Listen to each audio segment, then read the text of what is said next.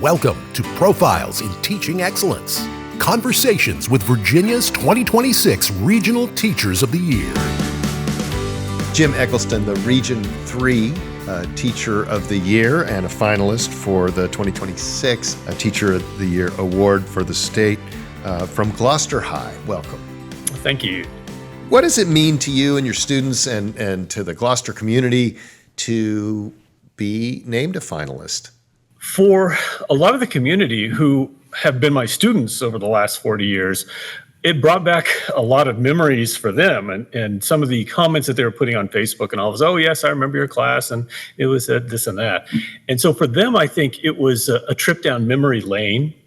And for me as well, as they brought up things that we had done, and it reminded me of, I remember when that happened on that day. And besides that, though, I think it's good because it has given the school good credibility, and the community then gets reassured that, hey, our kids are going to a good place, that there must be something good going on there for this to happen. And so they're more reassured of sending their kids here, and the kids themselves don't have as much trepidation. Oh my gosh, I'm going to high school. What am I going to do? And they know that they're getting into a good place. You became a teacher a while ago, so talk to me a little bit about Yes. if you remember teachers who influenced you or that encouraged you to be a teacher, or what was your path to becoming a teacher? I was always encouraged by my teachers to go beyond it and learn more. And in a way where they're not just saying that, but they're actually demonstrating that. I had some really, really good history and social studies teachers when I was in junior high school who gave me artifacts and had stories of their family members. And that was very inspirational for me. So Carol Lindbergh, 7th, 8th, and 9th grade, go for you. And then in high school, I think probably my favorite one was my physics teacher, Mr. Robert Pettit, who demonstrated all these ideas of physics. It wasn't just read the book and do these math problems. He showed us how the waves worked and all. And to me, that's what made it understandable.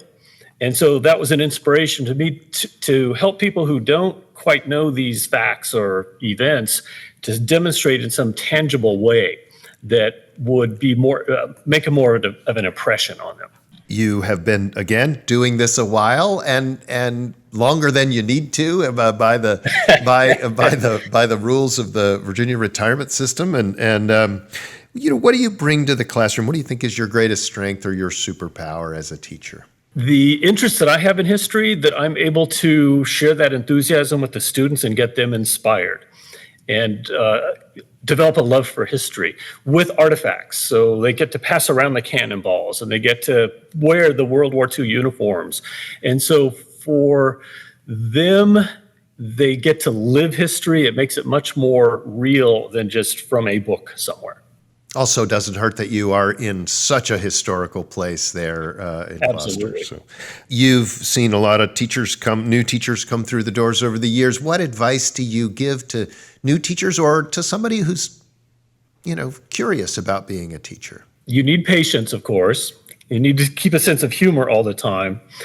But also, you have to love your subject matter as well, and love to share that with others. And if you can combine that and make it interesting, and there was a friend of mine who coined a term called cheap theatrics. If you need to do that to hook the students and get them to pay attention, then do it. And don't feel like you're making a fool of yourself, because actually those are the things that they'll remember for 40 years. That's very, very, very true. And I just want to congratulate you again for being the Region 3 Teacher of the Year. And I hope you have a fantastic school year. It's starting out to be a good one. Thank you.